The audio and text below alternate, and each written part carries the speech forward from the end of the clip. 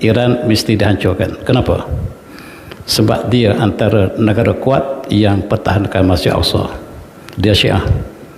Tetapi hari ini kita tidak bincang Syiah, kita bincang geopolitik.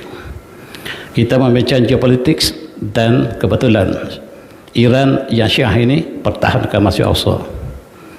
Orang lain kelihatan membiarkan Masjid Al-Aqsa diceroboh. Iran, Baitul Maqdis, ini low dan ini track laluan dia. Keluar daripada kawasan Isfahan, jalan dia nak pergi sini. Jadi sebelum Dajjal keluar, laluan-laluan ni harus dicantas lebih awal. Nampak tak? Sebelah Iran, Iraq, beres dah ke? Hancur, kucak-kacir dah. Sebelah tu Syam, Syria, hancur, kucak-kacir dah. Maksudnya laluan dan trek ni dah jelas. Tapi satu benda terhalang, Arab Saudi di dalamnya ada Mekah dan Madinah. Jadi bila mereka dah benar-benar menguasai Baitul Maqdis, tunggulah masa untuk Madinah akan tiba.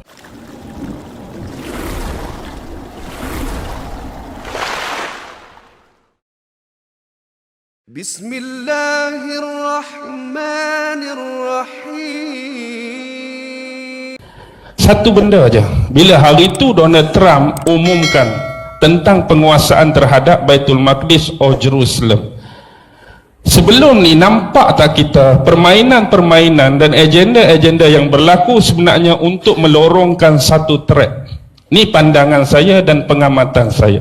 Sebab dalam satu hadis Nabi yang diriwayatkan oleh Imam Ahmad dan Imam Abu Daud, apabila Baitul Maqdis sudah dikuasai, maka selepas itu Madinah akan dikepung dan dihancurkan.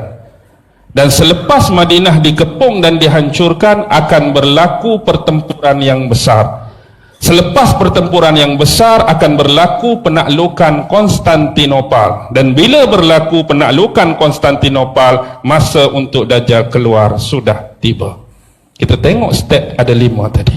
Mula-mula penguasaan Baitul Maqdis. Bila dah benar-benar totally Baitul Maqdis dikuasai oleh musuh, maka mereka akan mula mencari peluang untuk menjahanamkan Madinah. Bila Madinah dah dikepung, Madinah dah dihancurkan, pertempuran besar akan berlaku. Selepas pertempuran besar berlaku, akan berlaku penaklukan Konstantinopel yang keempat. Bila Konstantinopel dah ditaklukkan, Dajjal akan keluar. Sekarang kita lihat, bila mereka betul-betul dah menguasai Baitul Maqdis, dalam agenda The Hidden Hand, Baitul Maqdis ini akan dirajai oleh siapa di akhir zaman? Akan dirajai oleh siapa? Mereka tunggu siapa? Messiah yang terakhir, the false Messiah, Dajjal. Kita bayangkan kalau mereka dah dapat Baitul Maqdis, Dajjal akan duduk di sini. Sekarang ni Dajjal akan keluar dari mana?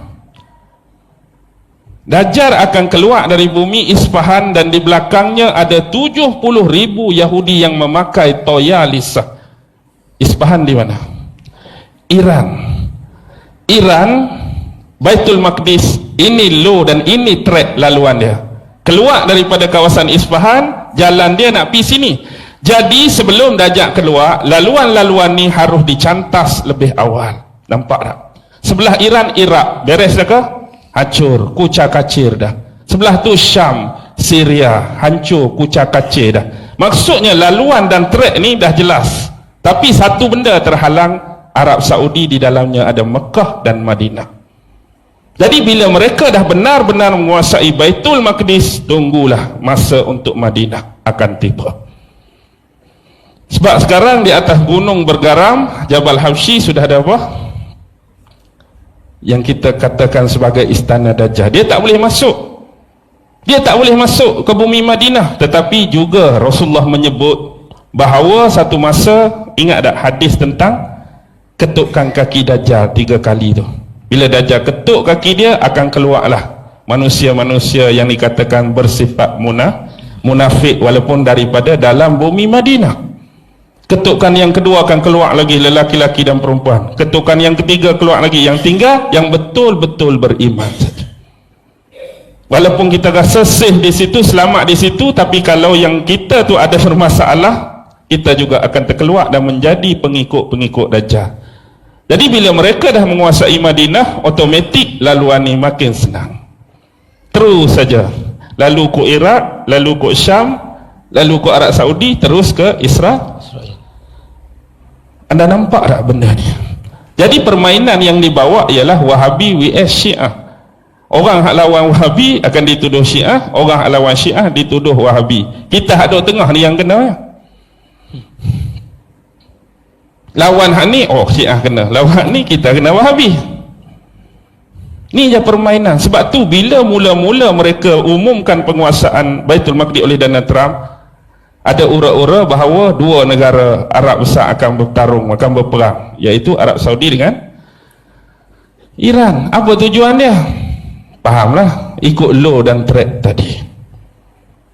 Jadi sekarang ni, di samping mereka nak cari Imamul Mahdi, sebenarnya antara salah satu agenda dia, mereka nak melorongkan track dan laluan yang mudah kepada raja terakhir mereka. Dan ingatlah apa yang disabdakan oleh Rasulullah tentang kisah Nabi Allah Ibrahim dan Ismail. Mungkin ini adalah dari kacamata kerohanian guru-guru yang bersifat kesufian. Bila mana kita melihat anak Nabi Ibrahim, antara Ishak dengan Ismail, siapa yang kena sembelih? Ismail yang kena sembelih. Dan sembelihan Ismail itu keturunan dia adalah keturunan Arab sekarang. Dan kita lihat keturunan mana yang sedang disembelih dan dibunuh dengan sewenang-wenangnya sekarang untuk menjayakan misi ini. Ini adalah clue yang cukup penting.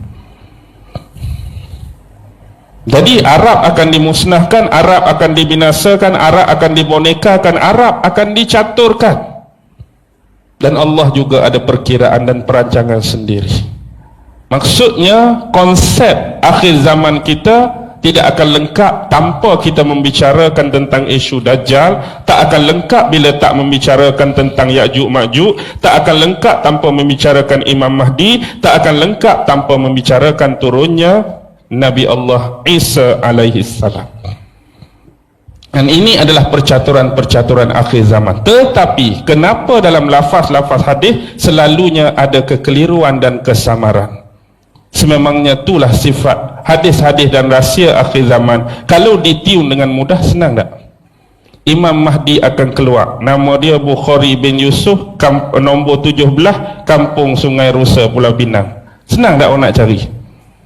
Kalau hadis lagu tu, senanglah orang nak cari Imam Mahdi. Ni dia bagi muka lagu ni, sifat lagu ni, tubuh dia lagu ni, mata dia lagu ni, kan nak cari. Oi, dahi luah ramai juga dahi luah ni dah. Apa dia lagi contoh? Hidung mancung, ramai juga hidung mancung. Gigi jarang, telinga pepes, macam-macam. Jadi dia buat macam tu, nak suruh dia pun payah. Lepas tu Dajjal pun dia buat lagu tu juga. Tu yang payah kita nak kenal Dajjal tu. Kalau Dajjal akan keluar daripada bumi California, nombor 13, jalan sekian-sekian, pergi terus alamat tu tak? Jadi inilah dia kata fitnah, inilah dia kata ujian. Sebelum Dajjal keluar, yang berbahaya ialah fitnah-fitnah dia yang lebih awal. Jadi kita hari ni duk bertembung dengan fitnah-fitnah dia sebelum keluar zahir dia. Lepas ni dia akan mengaku jadi Nabi, seterusnya mengklaim dan mendakwa dia adalah Tuhan. Sebab itulah antara projek pluralisme untuk menyatakan kesamarataan semua agama ni sebenarnya last sekali akan menjurus kepada penerimaan Dajjal sebagai Tuhan. Bahaya. Sebab itulah kita tolak konsep pluralisme hari ni. Semua agama sama, cakap senang, semua agama sama, tapi bila kita minta buat, senang ke payah? Islam, Hindu, Buddha sama. Kalau sama, minta orang Hindu masuk Islam, berani ke tak? Dah kata sama, berani ke tak agak-agak? Masuk ke tak? Dah orang kata tu, semua agama sama. Orang Hindu kata, try masuk Islam dah sama, apa bezanya? Agak-agak dia nak masuk ke tak bang? Dia tak nak masuk. Orang Buddha kata sama dengan Kristian, suruh Buddha masuk Kristian, nak ke tak? Tak, cakap saja. Cakap saja sama, bila kita minta, jadi tak sama. Konsep dia tak ada masalah dari sudut nama. Kita dah cakap awal-awal, kalau kita sama-sama beriman pada Tuhan yang sama, yang kami panggil Allah, yang you panggil God, yang you panggil Brahma, yang you panggil Krishna, dari sudut nama tidak akan ada perbezaan kalau dia merujuk zat yang sama.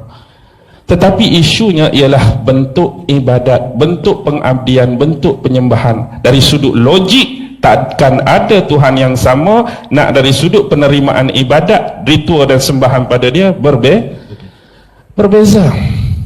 Orang Islam semayang, solat, rukuk, aku terimalah. Orang ni nak pasang colok pun aku terima. No. Kalau Tuhan tu sama, cara ibadat pun mesti sama. Tetapi hari ini bila konteks agama samawi, why kita berbeza cukup luas. Maksudnya di tengah jalan sudah dirosakkan. Kalau benar-benar Muhammad Nabi dan Rasul terakhir, pasti Taurat dah beritakan. Kalau benar-benar Muhammad Rasul terakhir, Zabur dah beritakan, Injil dah beritakan. Tiba-tiba bila mari hak Yahudi zaman ni hak mengaku beriman pada Taurat, tak ada ayat tentang Muhammad. Mengaku beriman pada Nabi Isa, tak ada ayat tentang Muhammad dalam Injil. Wah, jadi lagu ni. Adakah Taurat berbohong tentang Muhammad? Adakah Injil menafikan tentang Muhammad? Sedangkan Tuhan yang sama, Nabi-Nabi yang sama, bawa ajaran yang sama, Islam yang sama. Pasal apa jadi berbeza? Perbezaan ni sengaja dicetus untuk kita hari-hari bergaduh. Kalau dia buat jangan ganggu, jangan kacau, tak ada masalah, kita tak bergaduh. Ni kita perlu wujudkan perbezaan, kita perlu wujudkan ketidaksamaan, kita perlu wujudkan provokasi. Agar hari-hari hak ni kata dia paling bagus, Nabi kami paling baik, hak ni paling bagus, ajaran kami paling baik, hari-hari duk bergaduh.